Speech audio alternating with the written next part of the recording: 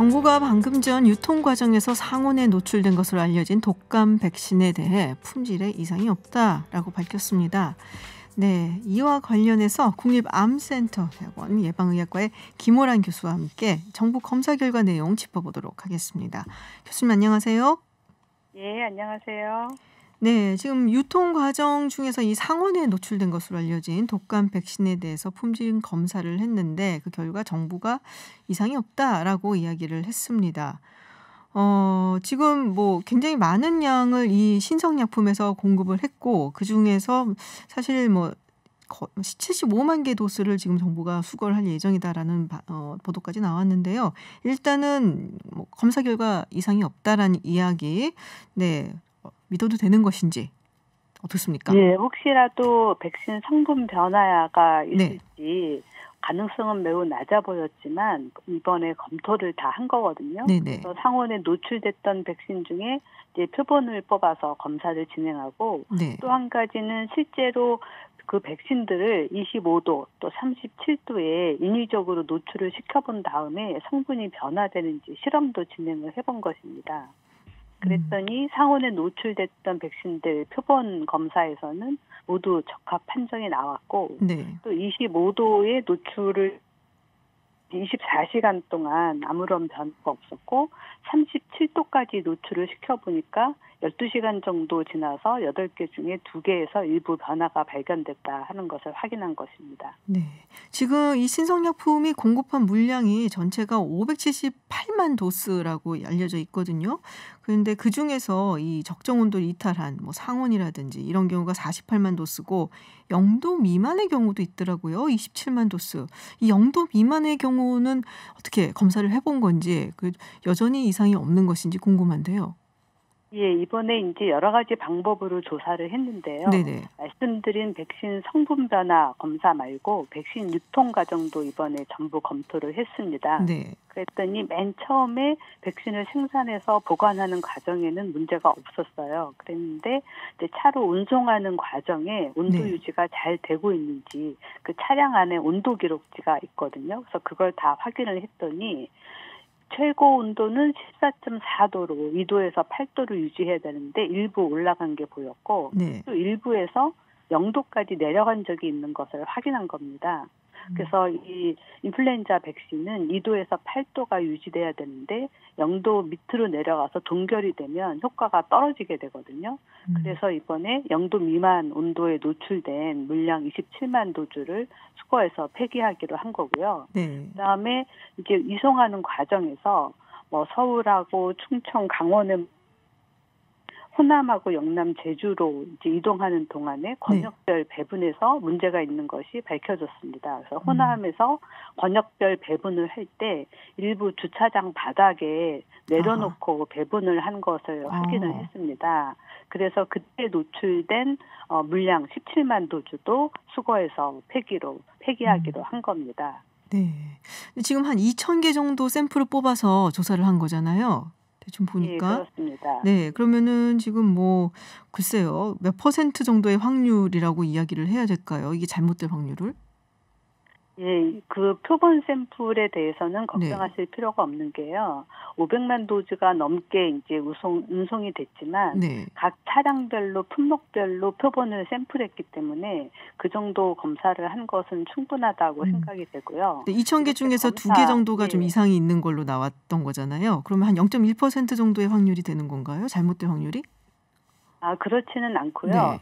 이 온도가 유지됐는지 검토하는 과정에서 0도 밑으로 떨어진 것을 확인한 거고요. 네네. 그다음에 25도랑 37도를 실험을 해봤더니 37도에 노출된 경우에 이상이 생기는구나라는 걸 확인을 한 건데 이번에 이송하는 과정에서 차량 안에 있을 때는 문제가 없었는데 차량 밖에 일시적으로 이제 백신이 바닥에 노출된 경우는 우리가 온도를 알 수가 없잖아요. 그렇죠. 그렇지만 이제 그 시기가 아주 더운 시기는 아니었지만 어쨌든 그래도 혹시 모르기 때문에 바닥에 일시에 적재되었던 물량에 대해서는 수거해서 폐기하기로 결정을 한 겁니다.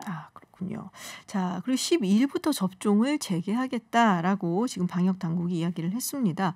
근데 문제가 없다라고 이야기를 했는데 바로 하지 못하는 이유가 있나요?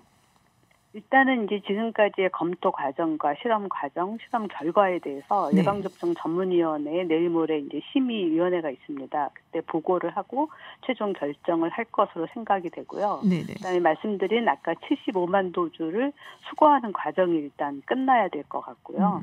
그다음에 굉장히 많은 항목에 대해서 이번에 이제 실험도 하고 결과를 냈지만 무균 시험 결과는 아직 안 나왔습니다. 그래서 개별적으로 백신이 주사기 안에 들어있기 때문에 오염이 됐을 것으로 보이지는 않지만 어쨌든 무균 시험도 진행을 했기 때문에 그 결과도 확인할 필요가 있을 것 같습니다. 그래서 아마 기다렸다가 12일부터 접종을 재개하는 것으로 알고 있습니다. 네. 지금 그러면 그 신성약품이 공급한 578만 도주 중에서 뭐 한 75만 도수를 수거를 하면은 그래도 한 500만 도수 정도가 여전히 유통이 되고 공급이 되는 거죠? 예, 그렇습니다. 그 부분에 대해서는 별 문제가 없다라고 지금 결정을 내린 건가요? 예, 그렇습니다. 사실 75만 도주를 수거해서 폐기하는 것도 저희가 생각하기에는 이렇게까지 과하게 할 필요가 있을까라는 생각이 좀 드는 조치입니다. 그렇군요. 그래서 요새 이제 또 코로나 때문에 독감 예방 주사를 마치겠다라는 분들이 굉장히 또 많고 또 아이를 둔 어머니 학부모들이 굉장히 걱정이 많거든요. 그래서 특히나 요번에 백신 투여를 했는데 한 12건 정도가 이상 증상이 나타났다라는 뉴스도 있었거든요. 예, 맞습니다. 네네. 그리고 이번에 이제 상온에 노출된 것으로 의심됐던 한 500만 도주 중에서도 3건 정도가 이상 반응이 있었다라고 네. 했거든요. 그렇지만 그 3건도 굉장히 경미해서 지금은 모두 증상이 없어졌다고 합니다. 네. 앞으로 이 백신 관리를 어떻게 해야 되는지 지금 거의 뭐 전 국민적인 관심사가 됐어요. 어떻게 보세요? 그렇습니다. 이번 기회에 백신의 유통 과정이나 이제 분배 과정, 그다음에 보관 과정 모두 한번 검토해보는 기회가 생겼는데 저희가 오히려 온도가 높은 것을 걱정했는데 온도가 너무 낮게 0도 미만으로 노출된 것을 확인하게 되었습니다. 네. 그래서 이런 부분 앞으로 이제 수정이 필요한 부분이고요. 다행히 이제 보관 과정이나 차 안에서 이송하는 과정에는 문제가 없었던 것은 다행인 것으로. 그리고 실제로 인플루엔자 백신 자체는 이게 생백신이 아니고 사백신이기 때문에 상온에 노출된다고 해서 금방 성분이 변하는 것은 아닙니다. 그렇지만 우리가 이제 MMR, 홍역, 볼거리, 풍진이라든지 수두라든지 이런 백신은 생백신이기 때문에 네네. 온도에 훨씬 민감하거든요. 그래서 이번 기회에 유통이라든지 보관, 분배 과정에 좀 더 확실하게 체계가 잡히면 앞으로 백신 효과가 좀 더 올라가는 계기가 되지 않을까 싶습니다. 그렇군요. 사실 이제 혼란이 좀 있었던 부분이 처음에 이 사태가 불거졌을 때 뭐 맞은 사람이 없다, 뭐 백신이 공급되지 않았다, 한 명도 없다라고 했었는데 점점점 늘어나서 막 2,000명 이상이 나왔거든요. 이 백신을 그러니까 상온에 노출된 백신을 맞은 사람들이. 그래서 이런 부분에 대해서 국민들의 불신이 좀 커진 것 같아요. 이런 부분을 좀 수정을 좀 그때그때 제깍제깍 알아서 좀 더 잘 대처할 수 있지 않았을까 싶은 생각이 드는데요. 예, 그렇지만 이제 이번에 인플루엔자 백신이 평소에 우리나라에서 매년 약 2천만 명 정도 맞추는데 올해 이제 3천만 명을 맞추게 되면서 한 달 정도 일찍 시작됐고 네. 굉장히 많은 물량이 이제 유통이 되면서 초기에 좀 혼란이 있었던 것 같습니다. 일부 의원에서 유료 백신하고 무료 백신을 따로 구분하지 않고 일단 순서대로 맞추고 무료 부분만 이제 국가에 신청하는 그런 방법을 썼던 것 같아요. 그래서 처음에 질병관리청에서 확인한 거와 달리 나중에 접종한 사례가 나왔지만 그렇지만 그 사례에서도 부작용 사례는 거의 없었기 때문에 그 백신의 안전성 문제에 대해서 너무 걱정은 안 하셔도 될 것 같습니다. 네. 자, 마스크 이야기도 좀 오랜만에 교수님 연결된 김에 여쭤볼게요. 지금 이제 대중교통 그리고 공동시설 마스크 착용을 이제 곧 의무화하게 됩니다. 그리고 지키지 않으면은 10만 원 과태료를 부과를 하겠다라고 정부가 발표를 했어요. 근데 이게 마스크 중에서도 괜찮은 게 있고 또 안 괜찮은 게 있다라고 들었거든요. 뭐 밸브형, 망사형 뭐 이런 얘기가 있는데 어떤 차이점이 있는 것인지 또 어떤 거는 안 되는 건지 조금 속 시원히 설명 좀 해주시겠어요? 예, 보통 우리가 보는 일반적인 마스크에는 문제가 없습니다. 네. 그리고 천으로 만든 마스크도 문제가 없다고 이미 발표를 했고요. 그런데 여름에 더워지면서 일부에서 망사형 마스크 착용하는 사례가 있었는데 네네. 망사형인 경우에는 충분히 비말을 걸러주지 못합니다. 음. 그렇기 때문에 비말 차단 효과가 떨어진다고 보는 거고요. 네. 말씀하신 밸브형도 밖으로 공기가 숨이 나갈 때 잘 나가도록 밸브를 만들어 놓은 거거든요. 네. 그러면 본인은 감염을 막을 수 있지만 본인이 혹시라도 무증상 감염이 있다라고 하면 다른 사람을 감염시킬 위험이 있는 겁니다. 아. 그렇기 때문에 밸브형도 인정되지 않는다라고 얘기한 거죠. 아, 그럼 저희가 그냥 시중에서 구할 수 있는 뭐 KF가 달린 마스크라든지 아니면 뭐 비말 차단 마스크라서 조금 이렇게 나온 거 있잖아요. 뭐 그런 거, 예. 이런 건 괜찮은 거죠? 예, 그렇게 살 수 있는 거 다 괜찮고 첫 마스크도 괜찮습니다. 아, 첫 마스크도 괜찮다. 오랜만에 다시 한번 상기를 좀 시켜주시죠. 마스크를 어떻게 착용해야 되는지. 이게 착용을 예, 잘해야 된다고 마스크를 하잖아요. 착용을 할 때 가장 중요한 게 코하고 입을 꼭 가릴 수 있도록 해야 되고요. 네. 이제 요즘 보니까 자꾸 코 밑으로 내려와서 손으로 만진다든지 이러는데 그런 경우는 마스크 사이즈가 자기 얼굴에 안 맞는 겁니다. 네. 그래서 마스크 귀에 거는 고리를 꼭 조여서 코하고 입이 완전히 밀착되도록 그렇게 착용하는 게 좋고요. 또 자꾸 겉면을 만지게 되면 오염이 되니까 손 씻기도 꼭 잊지 말아야 되겠습니다. 네, 알겠습니다. 네, 오늘 교수님 말씀 여기까지 듣도록 하겠습니다. 고맙습니다. 예, 감사합니다. 네, 지금까지 국립암센터대학원의 김호란 교수와 이야기 나눴습니다. 네, 승재현의 사건 파일, 승재현 한국형사정책연구원 연구위원과 함께합니다. 어서 오세요. 네, 안녕하십니까. 네, 유튜브 TBS FM 들어오시면 보이는 라디오로도 함께하실 수 있습니다. 오늘 이야기 나눠볼 주제, 이렇게 매주 힘든 주제를 가지고 오세요. 그러니까요. 네, 생명이 태어나는 이 산부인과에서 일어난 일인데 이게 사실 일어난 지 좀 됐습니다. 시간이 네, 작년에 11개월 정도 지났죠. 네. 청취자분들이 어떤 사건인지 조금 아셔야 될 것 같아서 정리를 좀 부탁드릴게요. 사실 무겁고 좀 안타까운 네. 일이지만 다시는 이런 일이 발생되지 아니하여야 되기 때문에 좀 무거운 마음을 가지고 사건을 가지고 왔습니다. 태어난 지 한 5살, 근데 5일 정도 된 아이가 5일.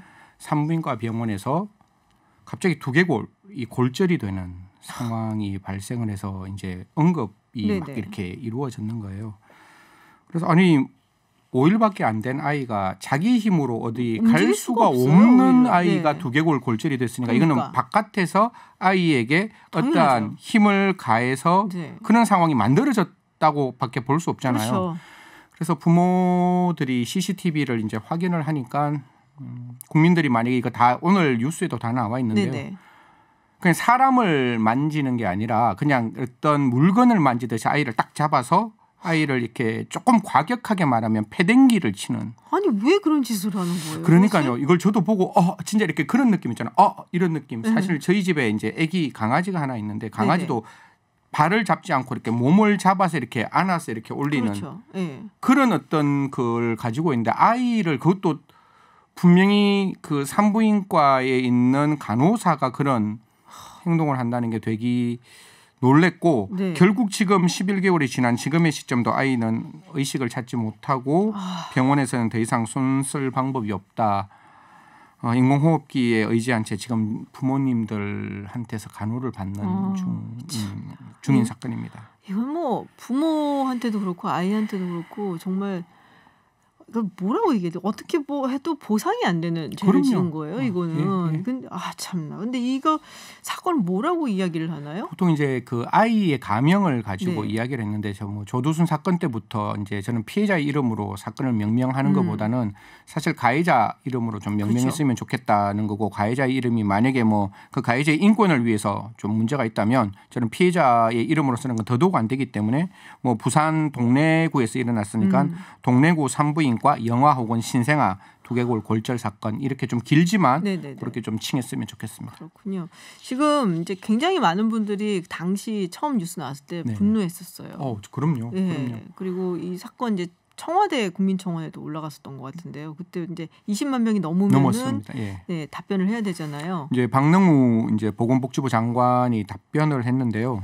이제 장관께서는 굉장히 엄혹하게 말씀을 주셨습니다. CCTV를 확인을 해보니까 담당 간호사가 명백하게 학대한 정황이 이제 확인되었다라고 하면서 사실 간호사의 학대를 통해서 아이에게 중상해, 즉 생명의 위험이 도래하는 상황을 만들었다면 아동학대 범죄 처벌 등에 관한 법률 특례법이 있는데 거기에 이제 아동학대 중상해라고 해서 유기징역으로 3년 이상의 유기징역을 취할 수 있고 3년 이상이면 3년에서 30년. 그런데 학대한 정황이 좀 이렇게 수회 발생하면 우리는 그걸 상습이라고 말할 수 있으니까 상습이면 2분의 1 가중인 것이고 간호사는 일하는 아이를 돌봐야 되는 사람이고 신고의 의무가 있는 사람이 이런 행동을 했을 때는 또 2분의 1 가중. 을 할 수 있기 때문에 제일 처음에 보건복지부 장관의 말을 들었을 때는 이거 진짜 제대로 된 형사처벌을 받을 수 있겠구나라는 생각을 했는데 결론적으로 지금 이제 검찰에 이제 경찰이 사건을 송치한 죄명은 조금 이따 말하겠지만 그거와 전혀 다른 죄명이 좀 되어 있어서 그 부분도 지금 되게 좀 아쉬운 부분이고 그래서 박능우 장관이 이런 이야기를 했습니다. 사실 이제 경찰에서는 검찰에 이제 영장을 이제 부탁을 했고 그 검찰이 이제 법원에 영장을 이제 청구를 했는데 사실 법원에서 영장을 기각을 해요. 기각을 하는 게 도주 우려가 없고 증거인멸의 우려가 없다라고 이제 기각을 하고 이제 불구속 상태에서 이제 재판을 받는 과정이고 기본적으로 이러한 어떤 그 사건이 더 이상 발생하지 않도록 그 정부에서는 정말 혼신의 힘을 기울여서 노력하겠다 이렇게 이야기를 했던 사건입니다. 아니 근데 지금 뭐 CCTV에 찍힌 게 지금 이 사건이지만 솔직히 말하면은 상습적이지 않았을까라는 의심을 안 해볼 수가 없거든요. 그렇죠. 한 번 걸린 게 처음에 한 번 걸리지는 않기 때문에 대체로. 그리고 하는 모습을 보면 그냥 익숙해요. 그러니까요. 늘 아주 그래왔던 익숙하게 것처럼. 그렇게 하는 모습들이라서. 근데 방금 전에 말씀하셨는데 이 제목. 생각했던 것과 다르다. 그러니까 뭔가 좀 가볍게 형량을 받을 수 있는 그런 제목이 들어갔다는 것 같아요. 사실 뭐 경찰에서는 되게 노력을 많이 해서 좀 들여다봤을 건데 죄명이 업무상 과실치상이란 죄명과 학대 그리고 아동복지법 위반 요 세 가지 죄명으로 간호사를 이제 검찰에 사건을 송치했는데 업무상 과실치사상이라는 죄가 형법에 있어요. 있는데 업무상 과실로 사람을 다치게 하거나 업무상 과실로 사람을 죽게 이르거나 그다음에 중과실로 사람을 다치게 했을 때 그냥 5년 이하의 징역. 잠깐만요. 근데 이게 제가 생각하기 그러니까 일반인이 듣기에 과실하면은 실수 같단 말이에요. 이걸 실수라고 볼 수 있냐고요. 그러니까 그래서 이게 업무상 과실치사상이 되었다. 치상이 왜 되었을까? 라는 고민을 했었고 두 번째는 그냥 학대는 학대고 아동복지법상의 아동학대가 있어서 그렇게 세 가지를 갔는데 아까 제가 박능우 장관이 말했고 저도 법령을 검토했을 때는 그 간호사도 자기가 아이를 학대했다는 건 인정을 해요. 인정을 하는데 그 학대를 통해서 아이의 두개골이 골절이 되어야 우리는 아동학대 중상해로 갈 수가 있는데 검찰과 경찰이 이 부분을 굉장히 열심히 받는 것 같아요. 그래서 그 CCTV 제가 진짜 오늘 그 부산지방검찰청 고위직에 제가 전화를 했어요. 전화해서 정말 이렇게 면대면을 잘하는 사람이라서 좀 이거 좀 어떤 사건이 좀 제대로 팩트 체크해라. 체크해서 이게 부모의 마음은 절대로 이런 사건에서 업무상 과실치상으로 가면 이거 용납할 수 없다. 그러니까 분명히 CCTV 과정 속에서 간호사가 분명히 아이에게 학대를 하고 그 학대를 통해서 분명히 두개골이 골절이 되었다면 이거는 분명히 아동 범죄에 관한 특례법으로 처벌을 해야지 형법상의 단순한 업무상 과실치상으로 가서는 절대로 안 된다. 업무상 과실치상 아까 제가 말씀드린 5년 이하면 마지막이 1개월밖에 안 돼요. 그러니까 1개월에서 5년이고 아까 그 아동 그 범죄에 관한 특례법에 따르면 3년 이상이니까 미니멈이 3년이면 36개월, 36배가 더 높은 한이 높은 범죄고 상은 아까 제가 말씀드렸다시피 30년에 2분의 1을 가져가면 45년까지 갈 수 있는데 지금 업무상 과실치상으로 가면 5년밖에 안 되니까 이것도 뭐 엄청나게 차이가 많은 죄명이라서 제가 봤을 때는 좀 이렇게 제대로 된 팩트 체크를 해야 되고 제가 제일 처음에 시작했을 때 아이는 스스로 못 움직인단 말이에요. 아니 5일 된 아기가 어떻게 그러니까요. 움직여요. 그래서 아이가 스스로 뭔가 잘못해서 아이 머리가 그렇게 어떤 불상사가 일어나는 게 아니라 분명히 외부적 힘을 동원해서 아이의 두개골이 골절됐다면 분명히 그렇게 만든 사람이 그러니까 지금 이게 있잖아요. 그러니까 그거라는 거잖아요. 그 간호사가 아이를 그런 식으로 이제 뭐 내동댕이 치고 이것이 아이의 두개골이 골절이 생긴 것과 연관이 있다. 그래서 이렇게 되었다는 부분을 명확하게 밝혀내지 못했다는 거예요? 못했다는 거죠. 그러니까 경찰에서도 그 부분을 조금 밝히고 싶어서 언론에서 보면 굉장히 많은 노력을 했는데 그 부분이 어려웠다. 뭐 이런 이야기가 나오는데요. 전문가 소견 같은 거 안 들어요? 굉장히 많이 했는 것 같아요. 그러니까 저도 이제 CCTV가 우리가 언론에 나오는 그 하나의 CCTV의 영상만 있는지 아니면 영상의 썸네일이 얼만큼 많은지는 모르지만 분명히 그 과정 속에서 아이에 대한 두개골 골절이 발생했을 수가 있으니까 네.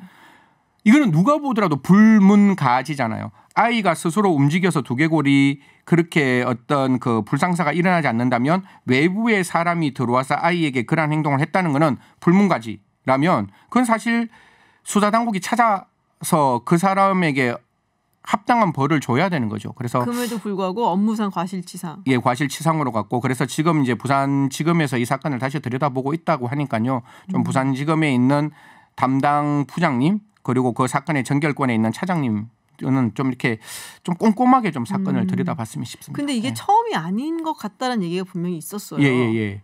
그래서 이제 그 박능우 장관도 그런 말을 했어요. 이게 한두 번이 아닌 것 같다라고 해서 그 간호사에게는 이 상습성의 발현에 대해서는 기소를 안 했는 것 같아요. 그러니까 학대도 분명히 상습이 있었다고 한 번을 하다도 상습성의 발현이 있으면 그걸로 처벌할 수 있는데 사실 그 부분에 대해서는 그냥 학대 형법상 학대로만 갖는 거고 그다음에 아동복지법에 관련된 아동학대의 신고 대상자가 되어야지 2분의 1을 가중할 수 있는데 지금 그 부분이 안 되어 있어서 가중도 안 되는 거죠. 네, 그 부분도 좀 열어놓고 저는 좀 살펴야 되지 않을까라는 생각을 합니다. 지금 이제 병원장도 같이 송치가 됐다고. 그건 당연히 해야 되는 거고 양벌 규정이 있어서 병원장도 당연히 같이 기소가 되었고 다만 업무상 과실치상은 아니고 의료법 위반하고 그다음에 아동복지법 위반으로 갔고 이거는 형사의 문제가 아니라 민사의 문제도 저는 좀 따져봐야 되는데 민사의 문제는 사용자의 어떤 책임이 있어요. 그럼 사용자가 그 밑에 있는 그 종업원이 불법을 저질렀을 때 연대해서 그 배상을 이렇게 해줘야 되는 부분이 있기 때문에 그 부분도 좀 열어봐야 되고 저는 부모님의 마음을 생각한다면 이런 부분에 있어서 정말로 제대로 된 징벌적 배상이 좀 돌아와야 되지 않을까 그렇게 생각합니다. 근데 이게 11개월 전에 있었던 일이란 말이에요. 이렇게 오래 걸려요 원래? 사실 전 장관께서 그렇게 말씀도 주시고 이게 그냥 지나갈 사건이 아니잖아요. 20만이 넘어서 저는 꽤나 빨리 이렇게 기소가 될 줄 알았는데 뭐 경찰 쪽에서는 굉장히 열심히 했지만 조금 이렇게 딜레이되는 부분이 분명히 있었는 것 같아요. 왜요? 특히 불구속 사건이니까 구속되면 30일 이내에 기소해야 되는데 불구속이니까 조금 약간 늘어진 면이 분명히 있고 이 간호사도 임산부였어요. 그래서 출산을 합니다. 그러니까 임산부가 어떻게 그래요? 또 나 그것도 진짜 이해가 안 가네요. 자기 뱃속에 아이가 있는데 다른 아기를 5일밖에 안 된 아기를. 그게 참 뭐 저도 이 사건 바라보면서 제일 마음이 안타까웠던 거고 그리고 검사도 이제 그 인사 이동이 한번 있었고 그다음에 이제 제가 검사라도 저도 이거 아동학대 중상해라 가고 싶었을 거예요. 제가 검사라면 그러면 보강 지금 이제 검경수사권이 아직까지는 그렇게 명확하지 않았기 때문에 검찰의 일정 부분의 지휘를 할 수 있는 부분이 있으니까 그래서 그 부분을 조금 면밀히 살펴봐라. 라는 보강 수사도 몇 번 내려갔고 의료 분쟁도 지금 계속 진행되는 과정이라서 한 11개월 정도 지났는데 그럼에도 좀 아쉬웠죠. 사실 아동학대 중상해로 좀 갔으면 어떨까 싶은데 검찰에서는 가능해요. 이게 공소 제기를 할 때 주의적 청구와 예비적 청구라는 게 있어서 주의적 청구는 내가 진짜로 한번 밀어보고 싶은 죄명으로 밀고 그게 안 됐을 때는 예비적인 이걸 판단해달라. 그러니까 선택의 문제가 나오니까 좀 세게 밀어볼 수 그렇죠. 있는 거구나. 아동학대 중상해로 밀어붙이고 그게 안 되면 업무상 과실치상으로 좀 살펴봐달라. 이럴 수 있는 부분이 있어서 좀 면밀하게 좀 들여다봤으면 싶습니다. 근데 이게 사실 CCTV가 그래도 있었으니까 밝혀낸 거잖아요. 네네네. 안 그랬으면 이 부모님들은 뭔지도 모르고 멀쩡했던 내 아기가 갑자기 이상해졌다 했을 거 아니에요. 근데 CCTV 다 있나요? 병원마다 신생아실에? 이게 CCTV가 굉장히 핫 이슈 중에 하나인데 지금 같은 경우에도 저 부모님들은 되게 이렇게 그 청원의 내용을 보면 한 2시간 정도 CCTV에 영상이 없다. 혹시 임의적으로 지운 거 아니냐 이런 어떤 의문을 제기하셨는데 이 CCTV가 그 우리 화장실에 들어가면 사람 들어가면 이렇게 불이 딱 켜지고 사람 나오면 불이 꺼지는 자동 인식 센서라서 사람이 없을 때는 그냥 꺼진대요.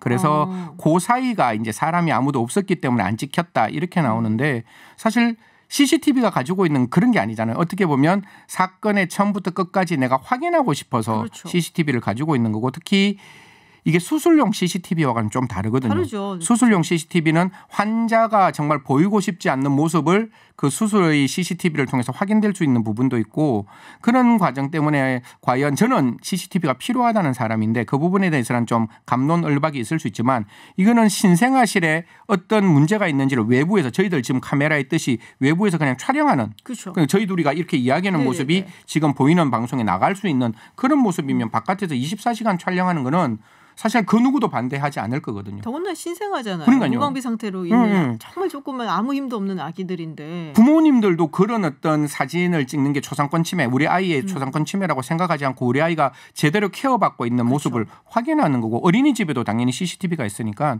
그런 부분에 대해서는 저는 공감대가 반드시 이루어질 수 있다고 하는데 법안이 지금까지 통과가 안 됐어요. 더디지고 있어서 이게 의무적 조항사항이 아니라서 임의적 그 CCTV 촬영하는 거라서 지금 모든 신생아실에는 그런 부분이 지금 안 되어 있다. 그렇게 보이고 있습니다. 그러니까 모든 신생아실에 있는 것은 아니다. 지금 법안은 올라가 있고요. 예.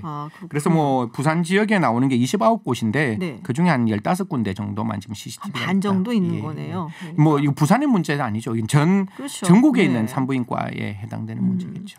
자, 이런 일을 막기 위해서 다시는 이런 일이 있으면 안 되잖아요. 저는 정말 있으면 안 된다고 생각합니다. 그러니까요.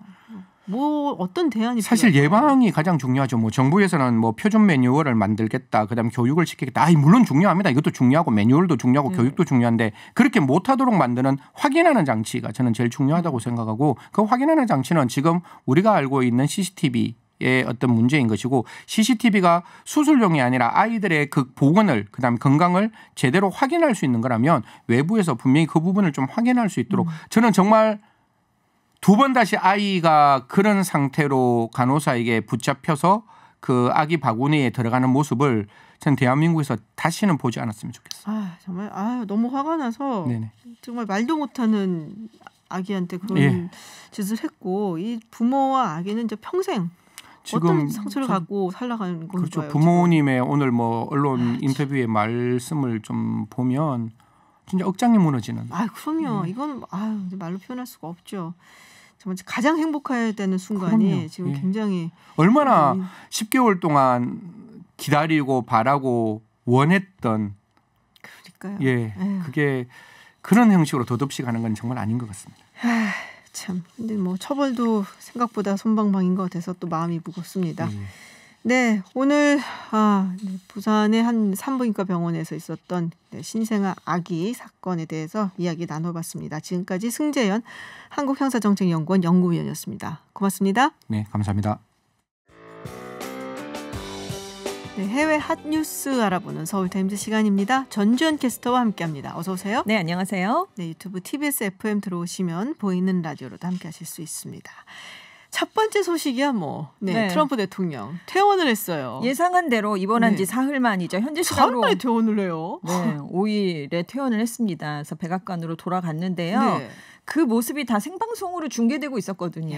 근데 이제 백악관 발코니에 올라가가지고 마스크를 갑자기 벗더니 양복 주머니에 넣어서 트레이드마크죠. 양손 엄지손가락을 치켜 세우는 그 모습을 연출을 했습니다. 그래서 이제 들어가서 또 트위터 영상을 올린 거예요. 코로나19를 두려워하지 말아라. 이것이 당신의 삶을 지배하도록 하지 말아라. 미국은 세계 최고의 의료 기술을 갖추고 있고 나는 덕분에 몸이 예전보다 더 좋아졌다라면서 얘기를 했습니다. 그래서 코로나19 위험성을 내가 알고 있었는데 지도자로서 전면에 나서서 나라를 이끌다가 감염됐다. 이런 주장도 폈습니다. 그래서 그리고 항상 마무리죠. 그 어떤 지도자도 나처럼 한 사람이 없었다. 자기 셀프 칭찬으로 또 이제 끝났습니다. 그래서 두려워할 대상이 아니다. 코로나19는 이걸 계속해서 강조를 했거든요. 그래서 백악관에 복귀하면서 이제 그동안 선거 유세를 며칠 못했으니까 이거 봐라 내가 극복하지 않았느냐 뭐 이런 거를 하면서 앞으로 공세를 더 펼치지 않겠느냐 이런 얘기가 나오고 있는데요. 지금 이렇게 웃을 게 아닌 게 미국에서 21만 명이 숨졌습니다. 그러니까요. 750만 명 이상의 확진 판정을 받아서 지금 세계 1위는 계속 달리고 있는데 지금 이 상황에서 두려워할 게 없다 이렇게 얘기하는 게 과연 적절한 것인가라는 비난이 좀 제기가 됐고요.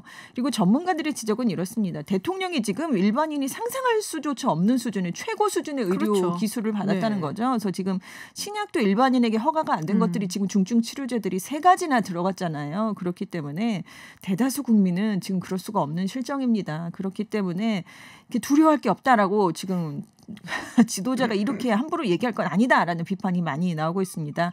조만간 선거 전에 복귀한다 이 얘기를 했거든요.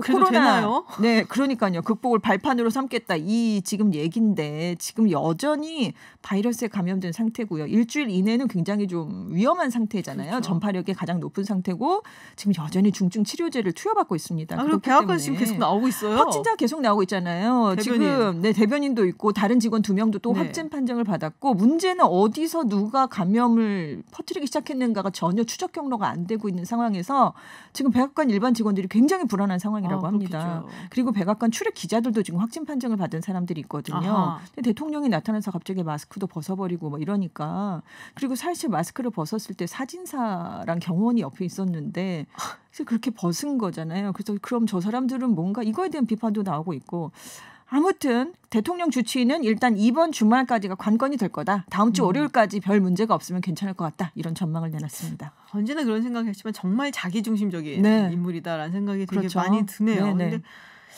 글쎄요. 이런 식으로 행동을 해도 되는지. 맞아. 그리고 제가 어저께인가 그저께인가 트럼프 대통령 트위터를 봤는데 네네. 마음이 정말 급했나 봐요. 네. 한 10개쯤 올린 것 같아요. 16개래요. 네. 16개였어요. 16개. 대문자로 보셨구나. 네네네. 대문자로 막 정말 폭풍 트위터를 쫙쫙 올렸는데 네.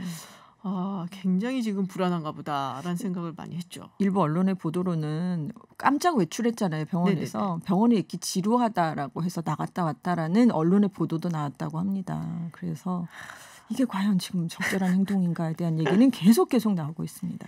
자, 그리고 이제 바이든 후보는 지금까지는 음성이죠. 괜찮은 걸로 네네. 음성으로 나왔고 괜찮은 걸로 알려져 있는데 15일에 지금 2차 토론회가 있단 말이에요. 그러니까요. 이게 타운홀 형식으로 보통은 네네. 2차는 이루어지게 되는데 가능할까요? 그러니까요. 그래서 비대면 방식 얘기가 슬슬 나오고 있었던 참인데 지금 퇴원을 했잖아요. 그래서 괜찮다 뭐 이렇게 얘기를 하면서 나는 토론에 꼭 나가겠다는 강력한 의지를. 비대면 하자 그러면 또 겁쟁이라 그러겠네. 그러니까요. 그래서 트럼프 대통령이 나는 비대면은 안 한다. 지금 이렇게 얘기하고 있어요. 그래서 직접 대면에서 나는 꼭 토론을 하겠다. 이렇게 얘기를 하고 있고 그래서 바이든 후보 측은 전문가들의 말을 따르겠다. 그들이 괜찮다고 하면 나도 하겠다라고 지금 그런 얘기를 해서 지금 아마도 대면 형식으로 그냥 진행이 되지 않을까 이렇게 얘기를 하는데 만약에 형식이나 규칙을 바꾸려면 양쪽이 다 동의를 해줘야 된다고 그렇죠. 합니다. 예. 그래서 아무튼 일단은 대면 토론으로 진행이 될 것 같습니다. 지금 7일에 부통령 후보 토론회가 네, 있습니다. 그렇습니다. 저는 사실 이거 되게 기대돼요. 네, 이번에 예. 좀 기대되죠. 카말라 해리스 네네. 부통령 후보가 보통 사람이 아니거든요. 그럼요. 네. 아주 저격수. 그냥 화력이 뭐 만만치 않은 사람이라서 네, 지금 그래서 굉장히 많은 관심이 또 쏟아지고 있는 것 같아요. 사실 대선 후보 토론은 3번 하지만 부통령 토론은 한 번밖에 안 하잖아요. 그렇죠. 그 이유는 그렇게 관심이 없죠. 원래 부통령이 관심이 없어요. 그렇습니다. 네, 한 년 동안 그냥 갔다 가는 자리예요. 전통적으로 그랬기 때문인데 이번에는 유달리 사람들이 좀 더 관심을 많이 보이고 있는 게 트럼프 대통령이 확진 판정을 받은 데다가 둘 다 74세, 78세 뭐 이렇게 고령이잖아요.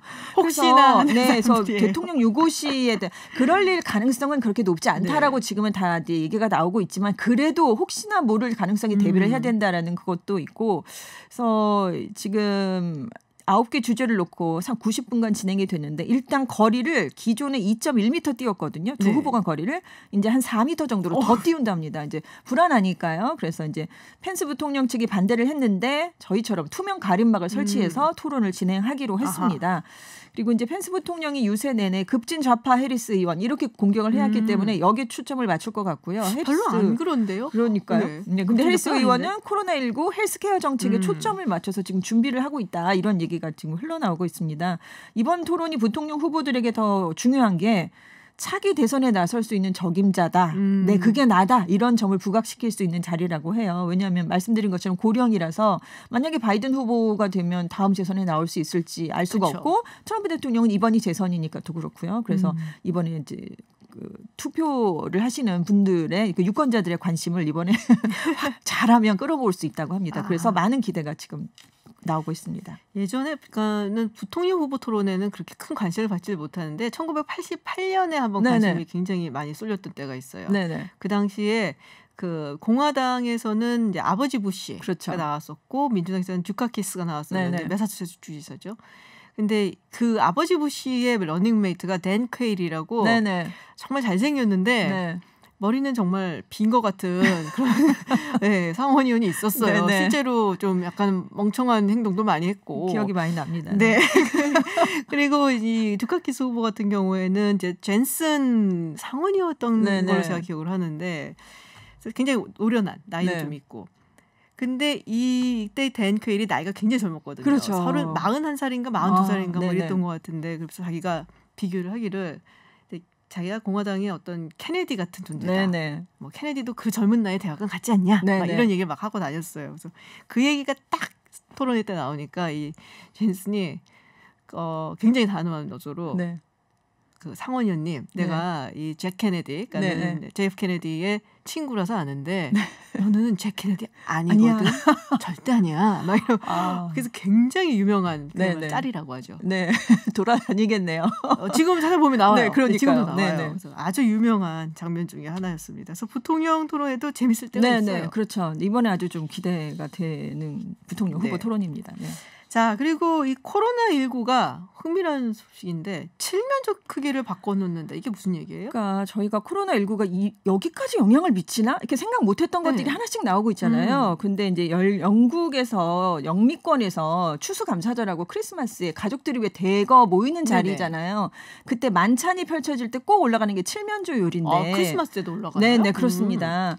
근데 대개 한 10인 이상용 칠면조들을 많이 키워서 거죠. 이제 칠면조 사육업자들이 이제 도축을 해서 내보낸다는 거죠. 근데 지금 영국이 지금 코로나19 확산이 심하니까 지난달 14일부터 6명 넘게는 가족들도 모이지 마라 이런 명령을 내렸습니다.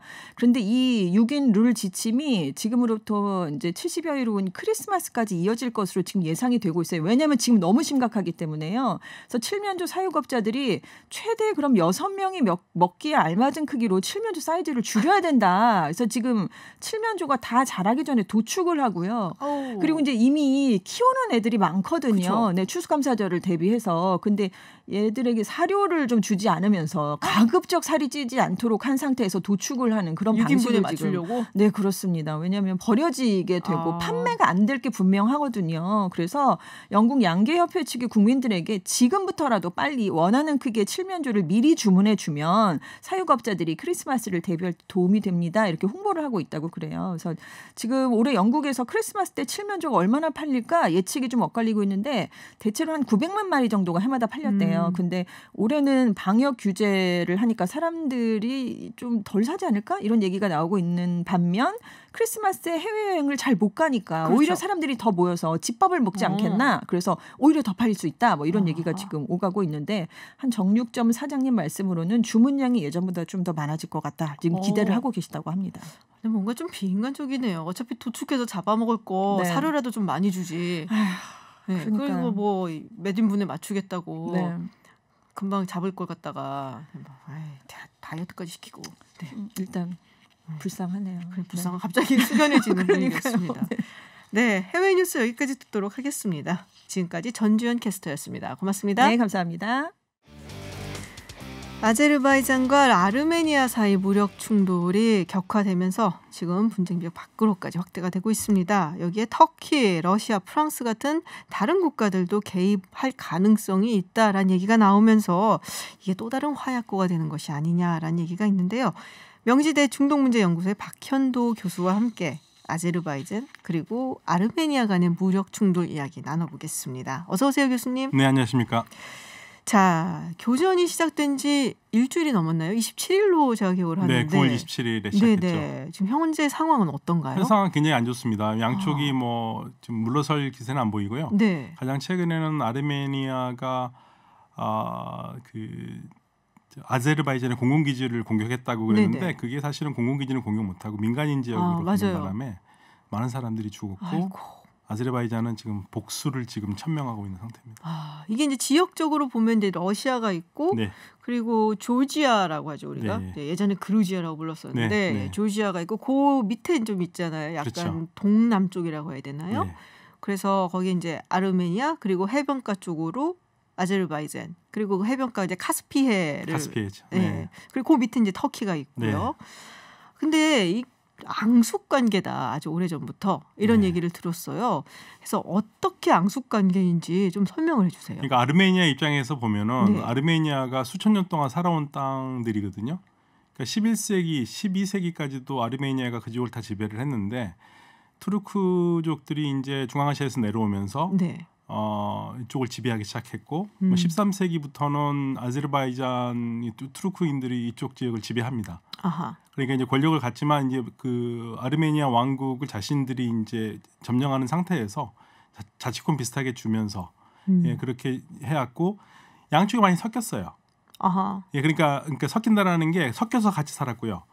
그리고 결정적으로 근대에 들어와 가지고 민족 감정이 들어서면서 아제르바이잔이 투르크 계통이지 않습니까? 네네. 터키하고. 그러니까 아르메니아 사람들이 터키 쪽에서 살다가 도망 나왔다가 아제르바이잔 사람들과 터키 사람들을 구별을 못한 거죠. 그러니까 얘네들 똑같은 투르크 애들인데 우리 죽일 것이다. 아하. 네, 그래서 이제 그런 것들 때문에 오해도 있고요. 네. 그래서 양쪽, 그러니까 그렇게 불러왔습니다. 사실 이제 아르메니아 사람들이 터키에 있는 투르크인들이나 아제르의 투르크인을 같다고 봤고 또 그렇게 할 수밖에 없었던 게 아제르 사람들이 자신들을 투르크라고 얘기를 했기 때문에 그러니까 그런 것들 때문에 서로 죽이고 죽이는. 아. 네, 그러니까 뭐 바쿠 같은 경우에도 아제르바이잔 사람들이 아르메니아 사람들이 죽이기도 했고 서로 죽이기도 하고, 그러니까 뭐 이 원수 관계죠. 아, 그냥 원수 관계. 네. 지금 저희가 유튜브에 지도 띄워드리고 있으니까요. 궁금하신 분들, 청취자분들 유튜브로 들어오셔서 보시면 됩니다. 이게 원래 그 국경을 같이 하고 있거나 붙어 있으면 싸워요. 그렇죠. 거기다가 또 종교가 다르고요. 종교가 다르고. 예, 아르메니아는 많은 사람들이 잘 모르는 사실이 하나 있는데 네. 세계 최초로 그리스도교를 공식 국가 종교로 한 나라입니다. 아, 아르메니아가요? 네. 로마보다 빨랐어요. 로마보다 빨랐어요? 네. 물론 아르메니아의 그리스도교는 정교라고 아르메니아 정교고 주류에서는 좀 벗어나 있는 네네. 종교지만 아르메니아 정교 자부심 대단하거든요. 아하. 세계 최초의 그리스도교 왕국이 아르메니아입니다. 아, 그렇군요. 그리고 아제르바이잔은 당연히 이슬람. 예, 이슬람이고요. 이슬람이고 아르메니아가 러시아랑 조금 더 친하다라고 보면 네, 되는 러시아 건가요? 군이 지금 아르메니아에 5천 명 정도의 그 러시아 군이 주둔하고 있고요. 네. 그리고 그 지도를 보시면 아시겠지만 아제르바이잔과 아르메니아 지도가 참 우스꽝스러운 게요. 네. 지금 문제가 되고 있는 나고르노 카라바흐 같은 네네. 경우에는 아제르바이잔 안에 들어와 있잖아요. 안에 있어요. 네. 네. 그리고 또 아제르바이잔 영토인 낙시바는 떨어져서 아르메니아 밑에 따로 떨어져 있습니다. 그러니까 이게 아르메니아가 이렇게 있으면 아르메니아의 그 약간 뭐랄까요? 그 왼쪽 오른쪽이라 해야 되나요? 오른쪽 약간 옆구리 같은데 이렇게 딱 끼어 있고 방금 네, 말씀하신 그렇죠. 거죠. 네. 그리고 이제 그 카라바흐 지금 이제 그 지역은 왼쪽 옆구리로 이렇게 네, 뜩 가갖고서는 아제르바이잔의 그 큰 영토 같은데 네. 속 들어가 있어요. 더 문제는 원래 카라바흐가 완벽하게 고립된 지역이었었거든요. 아제르바이잔 안에서. 아하. 그런데 아제르바이잔 안에서 고립되어 있기 때문에 아제르바이잔이 나고르노 카라바흐를 이렇게 감싸고 있는 형태였는데 그동안 아르메니아 쪽에서 아르메니아 국경 쪽에 있는 카라바흐 쪽 그 지역을 실질적으로 아르메니아가 점령하고 지배를 있거든요. 하고. 그러니까 지금 지도가 정식적으로 나와 있는 지도와 현실에 응용되는 지도는 다릅니다. 아, 그렇군요. 그러니까 아제르바이잔 안에는 이 카라바흐에 네. 아르메니아인들이 살고 있고 네. 실질적으로 아르메니아가 지배를 하고 있다? 이런 거예요? 실제로 아르메니아 지배는 못하고 네, 있지만 지배는 못하지만 아르메니아 사람 거기에 살고 있는 사람들이 아르메니아인으로서 독립을 하기를 원하고 아르메니아는 그거를 지지하고 있는 거죠. 뭔가 약간 우크라이나 크리미아 반도 생각도 나는 것 네, 같고 이쪽 약간. 지역이 전부 다 그렇습니다. 이게 그 제국주의의 산물이기도 네네. 하고 그 민족주의가 이게 그러니까 그 언어를 쓰는 사람들이 아예 별도로 따로따로 살았으면 좋은데 네. 같이 섞여 살면서 이제 문제가 생기는 거죠. 옛날엔 문제가 없었잖아요. 옛날에도 문제 많았습니다. 옛날에 문제 많았어요? 네, 문제 많았습니다. 민족군가가 생기고 막 이러면서부터 더 불거진 건 아니고요. 네, 그렇죠. 그 전부터도 많았습니다. 왜냐하면 거기다는 러시아의 또 원죄론도 있어요. 그러니까 사실은 이 지금 문제가 되고 있는 그 카프카스 지역이 네네. 세 개의 거대한 거인들이 싸우던 지역이거든요. 터키, 러시아, 이란, 페르시아. 아, 듣기만 해도 쟁쟁하네요. 네, 여기서 그 틈바구니에서 있는 게 아르메니아하고 아제르바이잔이거든요. 그러니까 싸우다가 하다 보니까 이를테면은 지금 그 지역이 나고르노 카라바흐 지역에 아르메니아 사람들이 본격적으로 더 몰려가기 시작한 게 1828년입니다. 1828년. 예, 러시아가 페르시아한테 전쟁을 이기거든요. 그러면서 투르크만차이 조약을 하면서 그 15조에 보면은 아르메니아인들이 강제 이주시켜요 그쪽으로. 아, 네, 인구 소개 정책을 그쪽으로 항상 그래왔어요. 네, 1828년에서 29년에 끝난 그 오스만 투르크하고 러시아 전쟁에서 러시아가 이기면서도 또 마찬가지로 이주시켜서 네, 소개시키고 그쪽으로 이렇게 카라바오 쪽으로 그 이주를 시키고 그리고 나서는 소련 시대에서는 그 지역을 단순히 정치적 편의상 네. 거기를 아제르바이잔에 줘버린 겁니다. 정치적 편의상. 네, 행정 편의상. 행정 편의상. 네. 그러다 보니까 이게 지금 아르메니아는 이게 내 땅인데 다른 사람들 갔다는 거고 아제르바이잔은 아니 러시아도 인정하고 국제사회가 인정 안 되니 무슨 소리냐. 그러니까 지금 사실은 양쪽 다 할 말은 있어요. 근데 국제적으로는 국제법적으로는 아제르바이잔 말이 맞아요. 1993년 UNSC 안전보장 이사회가 여러 가지로 해서 아제르바이잔 땅을 인정을 했는데 그러니까 이제 아제르바이잔 입장에서는 아제르바이잔 땅인데 왜 아르메니아 니네들이 자꾸만 거기서 숟가락을 넣느냐 이렇게 하는 거고 아르메니아 사람들은 아니 다 우리 아르메니아 사람들 땅이었고 오랫동안 그리고 우리가 전부 다 주민이 아르메니아 사람들이고 그러니까 우리는 독립을 하겠다. 그리고 독립을 하면 당연히 아르메니아하고 같이 가겠죠. 네. 그런데 요번에 이게 무력 충돌을 가게 된 직접적인 원인은 뭔가요? 양쪽의 말이 좀 엇갈립니다. 예, 그러니까 아제르바이잔 쪽에서는 아르메니아 쪽에서 공격을 해왔다. 네. 그리고 반대는 이제 그 반대 얘기를 하고 있고요. 예, 그러니까 결국엔 이제 국경을 둘러서 국경 지역에서 이제 부딪히는 건데요. 그러니까 아르메니아 쪽에서는 아제르바이잔이 민간인을 공격했다고 그러고요. 네네.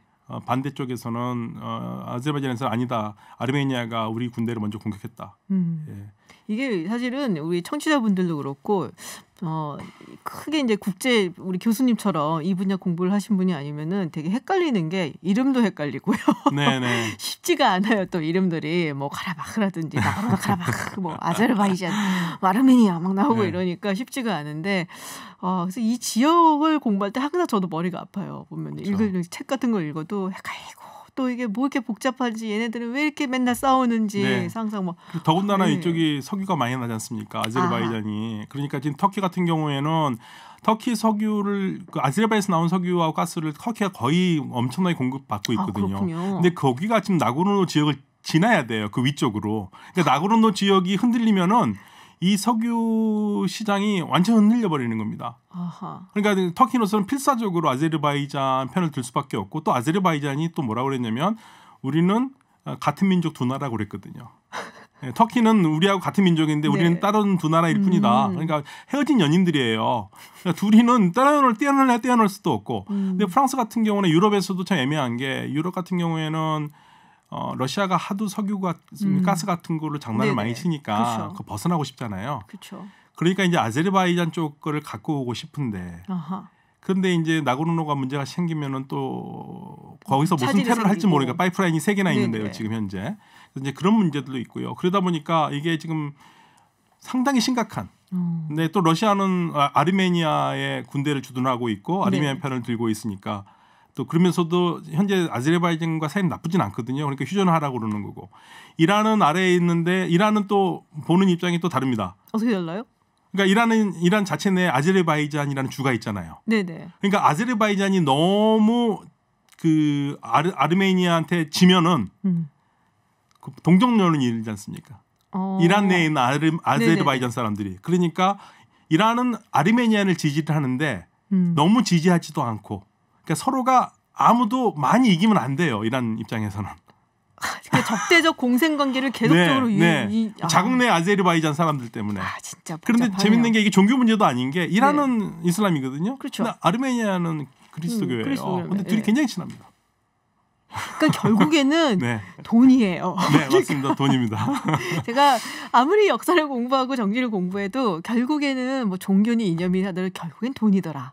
그렇죠. 사실은 지금 프랑스가 얘기하는 것도 프랑스가 지금 그 극단주의자들이 아제르바이잔을 돕기 위해서 시리아의 터키가 극단주의자를 보내가지고 아르메니아와 싸우려고 한다라는 지금 그 말을 마크롱 대통령이 했어요. 그런데 극단주의자라는 거는 지금 터키는 순니거든요. 근데 아제르바이잔은 시아 국가예요. 뭐야? 진짜. 그러니까 이게 종교 문제가 아닙니다. 종교 문제가 아니고 궁극적으로 같은 문화권, 그러니까 언어 문화적으로 같고요. 아제르바이잔하고 터키가. 그리고 이 엄청난 카스피에서 오는 그 자원들. 네네. 그게 지금 관건이죠. 그렇군요. 터키 네. 같은 경우는 근데 또 굉장히 애매하게 엮여 있는 게 터키하고 러시아가 또 엮여 있잖아요. 그렇죠. 투르크 스트림도 있고 네. 그리고 요새 굉장히 좀 사이가 좋아지는 것 같았단 말이에요. 네. 근데 이제 다른 데서 이렇게 빵빵 터지니까는 어쩔 줄 모르고 있는 것 같고 네. 제가 기억하기로 마크론 대통령이 푸틴 대통령하고 정상회담 한다고 연말에 그런 네. 얘기가 있었거든요. 뭐 이렇게 되면 이것도 틀어지는 건가요? 아마 근데 지금 마크롱 대통령 같은 경우에는 지금 아르메니아를 비판하지 않거든요. 네. 그래서 지금 터키 쪽의 불만이 마크롱 너 왜 그러냐 이거예요. 왜 지금 아르메니아 나쁜 짓을 많이 하고 그러는데 아르메니아한테 한마디도 안 하고 거기 자꾸만 뭐 돈 때문에 그러지. 극단주의자 얘기하면서 아제르바이잔만 뭐라고 그러느냐. 그러니까 터키 지금 프랑스 입장은 약간 중립이면서 아르메니아 쪽을 그렇게 비난하지 않는 입장으로 있습니다. 그래서 지금 이 상황은요. 프랑스, 러시아, 터키가 힘을 합쳐서 양쪽을 다 잠재우지 않으면 답이 안 나오는데 터키는 나 막지 말아라 지금 하고 있거든요. 오. 예, 터키는 우리는 아제르바이잔 편을 들겠다는 얘기라서요. 그러면은 터키가 개입을 할 수도 있나요? 근데 전쟁에? 개입을 하면은 터키로서도 감당하기 어려울 겁니다. 지금 어허. 시리아 전선도 열려져 있죠. 네. 그다음에 리비아에서도 지금 다른 여러 국가들과 지금 싸우고 있지 않습니까? 네네. 근데 여기다가 이 문제까지 하면은 터키가 과연 그 집중 버틸 수 포화를 있을까? 견딜 수 있을까요? 그리고 여기는 아무리 군사를 집어넣고 해도 답이 안 나오는 지역이거든요. 일단 산악지대입니다. 아, 산악지대. 나고르노 지역이. 예, 나고르노 카라바흐가요. 우리나라의 제주도 2배 반 정도 돼요. 아제르바이잔이 우리나라 크기보다 좀 작은데. 네네. 그러니까 근데 이 지역이 산악지대거든요. 거의 50% 이상이 해발 1000m 정도 되는 지역입니다. 아, 그런 데서 네. 어떻게 싸워요? 네, 그러니까 이게 험한 지역이거든요. 네네. 그러니까 여기서 싸우는 것도 답도 별로 안 나오고요. 그러니까 이게 지금 그 누구도 원하지 않는 전쟁이고 만약에 여기서 싸움이 된다 그러면 이쪽 카프카스 지역은 완전히 제2의 발칸 지역이 되는 겁니다. 그러면은 이제 많은 분들이 그거 물어보시더라고요. 천연가스라든지 유가라든지 이런 거 좌우가 될까요? 흔들리거나? 근데 지금 저도 그게 궁금해가지고 유럽 네. 쪽으로 봤는데 아제르바이잔이 공급을 못 한다 하더라도 워낙 지금 과잉 생산이 된 상태라서 세계 시장에는 큰 문제는 없을 것이다라고 보더라고요. 유가나 이런 거는요. 근데 다만 유럽으로서는 러시아를 돌아가려는 전략이 차질이 생기는 거죠. 예를 들면 아제르바이잔에 나오는 가스나 이런 걸로 좀 충당을 해보려고 안정적으로 하려고 그러는데 그런 게 지금 좀 어려운 문제고. 그럼 러시아는 웃고 있겠네요, 속으로?